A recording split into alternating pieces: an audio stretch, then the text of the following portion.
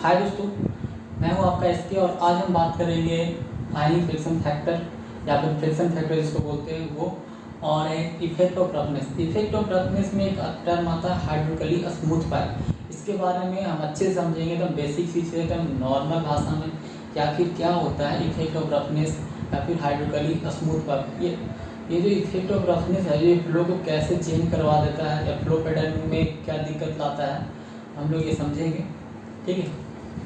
तो पहला है फाइनल फ्रिक्शन फैक्टर। एक बात मैं क्लियर कर देना चाहता हूँ, फाइनल फ्रिक्शन फैक्टर बोलिए चाहे फ्रिक्शन फैक्टर बोलिए एक ही चीज़ है, दोनों अलग अलग चीज़ें।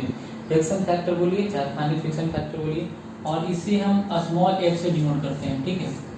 स्मॉल एफ से हम लोग डिनोट करते हैं, स्मॉल एफ से हम लोग डिनोट करते हैं।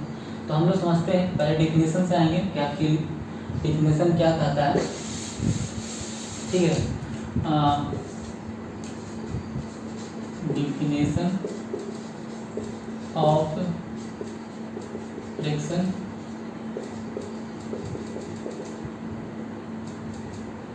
factor। तो पहला तो इसमें कुछ टर्म आता है जो समझना होता है। it is used in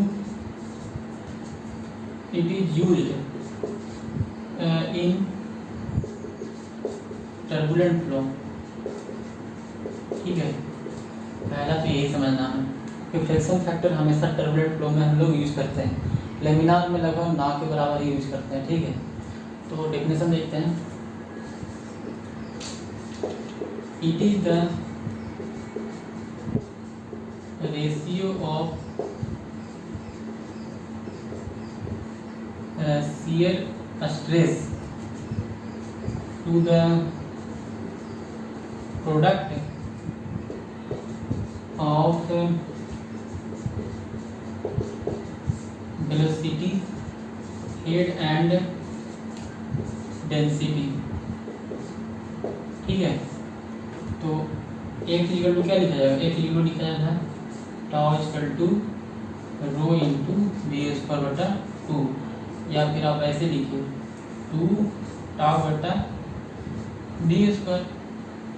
तो आपका ये आ गया फ्रिक्शन फैक्टर। और फ्रिक्शन फैक्टर जो होता है डायमेंशनलेस क्वांटिटी है। एफ इज ए डायमेंशन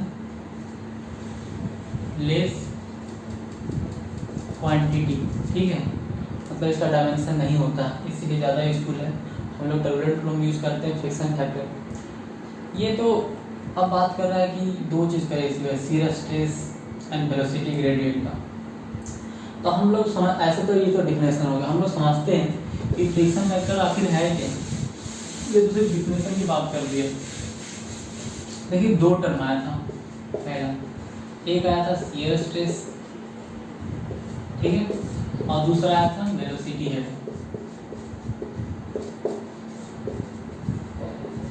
ठीक। एक पाइप है, इसमें फ्लो कर रहा है और आपको पता है कि शियर स्ट्रेस क्या होता है। शियर स्ट्रेस ये फ्लो ऐसे कर रहा है इधर इधर, इसके वाल पे, ठीक है, वाल इधर फ्लो कर रहा है तो इसके अपोजिट साइड में शियर स्ट्रेस लगता है। तो ये मतलब फ्लो को रोकना चाहता है, तो ज़्यादा कब लगेगा, ये कब रोकेगा जब ज़्यादा रफ रहेगा। और या फिर ये भी हो सकता है वाल पे ज़्यादा कब टकराएगा, या कोई चीज़ उस पर बार बार टकराएगा तो वेलोसिटी लूज करेगा। तो ये अगर सीधे सीधे जा रहा है तो अगर स्पीड ज़्यादा रहे, कहने का मतलब है टर्बुलेंट फ्लो रहेगा तो वॉल पे ज़्यादा टकराएगा तो क्या होगा, उसको अपना एनर्जी लूज करेगा, जितना ज़्यादा आगे जाना चाहिए था उतना आगे नहीं जा पाएगा। तो इसलिए वेलोसिटी हेड आता है और शियर स्ट्रेस आता है। तो शियर स्ट्रेस के बारे में तो बता दिए कि फ्लो के अपोजिट डायरेक्शन में जो फोर्स लग रहा है वो होता है आपका शियर स्ट्रेस। अब वेलोसिटी हेड क्या है कि हम हेड मतलब जब भी बात आता है ना ऊंचाई बात करते हैं कि अगर हम 4 मीटर पर सेकेंड हम किसी चीज़ को भेज रहे हैं, इसका मतलब है कि ये सपोज कर दिए कि 4 मीटर पर सेकेंड स्पीड से वेलोसिटी से जा रहा है वाटर, ये सिर्फ 20 सेंटीमीटर तक ही पहुँचता है। ये हो गया वेलोसिटी हेड। वही बोल रहा है कि अगर ये फ्लो ज़्यादा होगा और ये फ्रिक्शन ज़्यादा लगेगा या फिर वाल पे ज़्यादा टकराएगा तो क्या होगा, ये 4 मीटर है स्पीड इसका कम हो जाएगा, कम हो जाएगा तो जहाँ 20 सेंटीमीटर आना चाहिए वहाँ 15 में जाएगा, 16 में जाएगा या 10 में जाएगा। तो इस तरह से होता है। तो आप समझ लो कि फ्रिक्शन फैक्टर क्या करता है। वो फ्रिक्शन फैक्टर है, फ्रिक्शन को ज़्यादा मल्टीपल कर देता रहता है। ठीक है, एक फाइनल फ्रिक्शन इक्वेशन है जो हम लोग जनरली कैलकुलेट किया जाता है, फाइनल इक्वेशन जिसको बोलते हैं। हम लोग तो ये चीज़ पढ़े हैं कि अगर पाइप फ्लो होता है उसमें फ्रिक्शन लगता है तो वेलोसिटी घट जाता है, घटेगा तो प्रेशर ड्रॉप भी होगा। तो वही है जो ये जो डेल पी है ना, उसको फाइनल इक्वेशन बोलते हैं। 4FL V² rho into 2D, ये आपका जो है फाइनल इक्वेशन होता है। जब फ्रिक्शन लग रहा है तो कुछ ना कुछ तो दिक्कत आएगा, प्रेशर ड्रॉप आएगा, तो ये उसको बोलते हैं फाइनल इक्वेशन। ओके,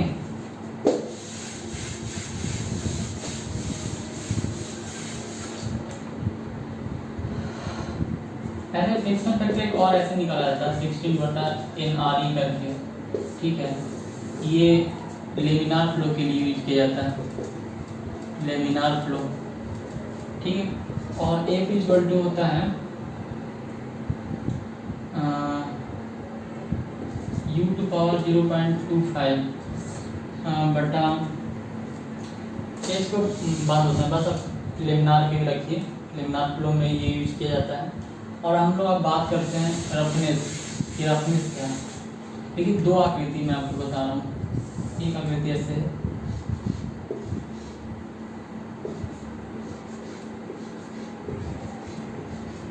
ये देखिएगा आकृति ध्यान से। ठीक है, क्या हो रहा है,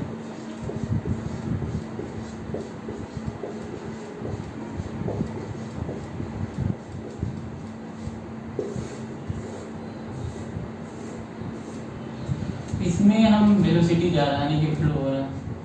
ठीक है, वेलोसिटी है, इसमें फ्लो हो रहा है। आपको तो लगेगा ये क्या काटा काटा जैसा ऊंचा ऊंचा बना दिया गया है, तो ऐसा तो पाइप में होता नहीं है। सही बात, ऐसा नहीं होता, लेकिन आप जब माइक्रोस्कोप से देखिएगा तो उसका जो है ना ऐसा ही दिखेगा, कम ऊंचा नीचा ऊंचा नीचा ऊंचा नीचा। तो इसमें जब आप फ्लूइड ऐसे जाता है ऐसे जाता है ऐसे जाता है ऐसे जाता है, टकराता है, फ्रिक्शन की वजह से रुक जाता है, ज़्यादा रफ है। अगर ये जितना कम होगा तो उतना आसानी से फ्लो होता है। ठीक है, तो ये जो सरफेस ऐसा बना हुआ ना, यही है आपका रफनेस, पाइप के सरफेस पे रफनेस बन जाता है। तो ये क्या करता है कि फ्लो को थोड़ा सा कम कर देता है। अगर ज़्यादा स्मूथ रहेगा तो फ्रिक्शन फैक्टर कम होगा। अब देखिए ना कि ये तो ऐसा रहेगा तो क्या होगा, फ्रिक्शन फैक्टर तो बढ़ जाएगा। तो हम लोग इसी के बारे में बात करेंगे। तो आपने ये देखा ऐसा फ्लूइड बना हुआ था, तो हम लोग क्या करते हैं कि कोई पाइप है उसको बहुत ज़्यादा स्मूथ करते हैं, और ज़्यादा स्मूथ करेंगे तो क्या होगा, आपका फ्रिक्शन फैक्टर घटेगा। और स्मूथ करेंगे तो और फ्रिक्शन फैक्टर घटेगा। लेकिन अल्टीमेटली एक ऐसा स्टेज आ जाता है जहाँ पर ये फ्रिक्शन फैक्टर घटेगा ही नहीं। मतलब फ्रिक्शन फैक्टर करने का मतलब स्मूथनेस घटेगा ही नहीं। तो उस स्मूथनेस को बोलते हैं हाइड्रोलिकली स्मूथ पाइप। तो हम लोग बात करते हैं हाइड्रोलिकली स्मूथ पाइप में। Hydraulically smooth pipe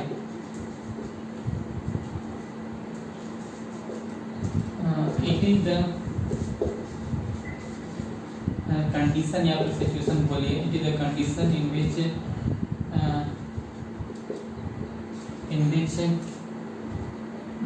is the condition in which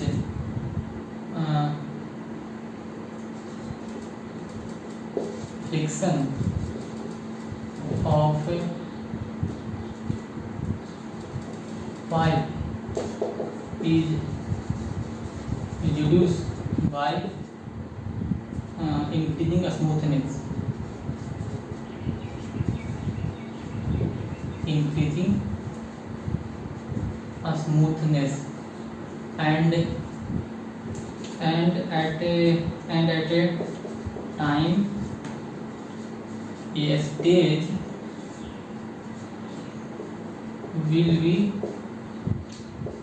come where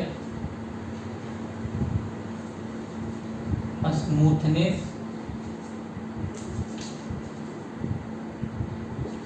does not possible.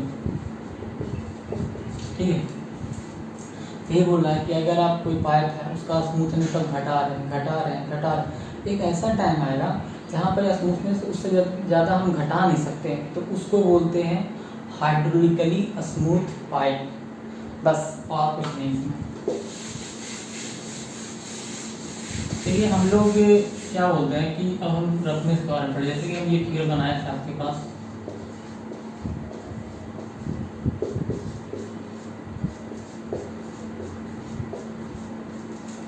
तो जो रफनेस है ना उसको हम लोग रफनेस पैरामीटर में मेजर करते हैं।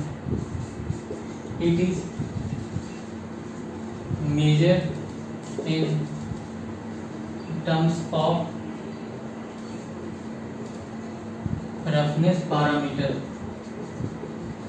ठीक है, तो उसको बोलते हैं हम लोग के से डिनोट करते हैं रफनेस पैरामीटर को, और के बराबर होता है आपका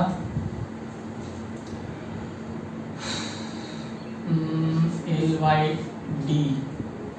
ठीक है, के बराबर होता है L/D। ओके,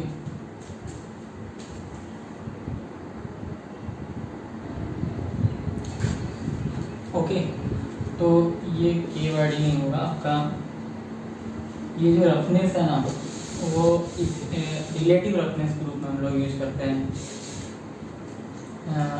रिलेटिव रफनेस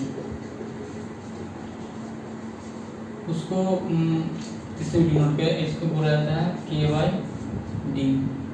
के जो है ये लेंथ है आपका, ये जो देख रहे हैं आप लेंथ, ये है के, और इसका जो डायमीटर है वो आपका डी हो जाता है। ठीक है, आई होप इसमें समझ में आएगा कि रफनेस पैरामीटर क्या है। रफनेस पैरामीटर जो है ये लेंथ को बोलते हैं, और इसे रिलेटिव रफनेस होता है के/D। थोड़ा सा इसमें हम देखेंगे, इसमें 2-3 टर्म आता है कि कभी कभी क्या होता है कि फ्रिक्शन फैक्टर, जैसे लेमिनार फ्लो में रहेगा, लेमिनार फ्लो, तो इसमें जो है लेमिनार फ्लो में जो फ्रिक्शन फैक्टर है, फ्रिक्शन फैक्टर इंडिपेंडेंट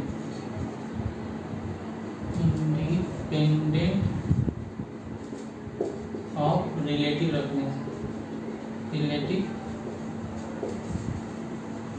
रफनेस। ठीक है, अब आता है फिर ये जनरली 2100 तक वैलिड है। ठीक है, एक है 10,000 तक के रेंज, अगर 10,000 तक रेंज रहेगा तो ये जो फ्रिक्शन फैक्टर है,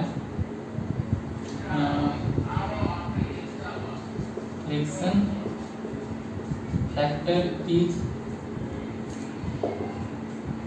increasing with NRE and roughness. ठीक है, कहने का मतलब है कि अगर रिनॉल्ड्स नंबर 10,000 तक रहेगा तो फ्रिक्शन फैक्टर रिनॉल्ड्स नंबर बढ़ने के साथ ही बढ़ेगा और रफनेस के साथ भी बढ़ेगा। लेकिन अगर मोर देन 10,000 रहेगा, मोर देन 10,000 NRE अगर रिनॉल्ड्स नंबर रहेगा तो friction factor only dependent on roughness.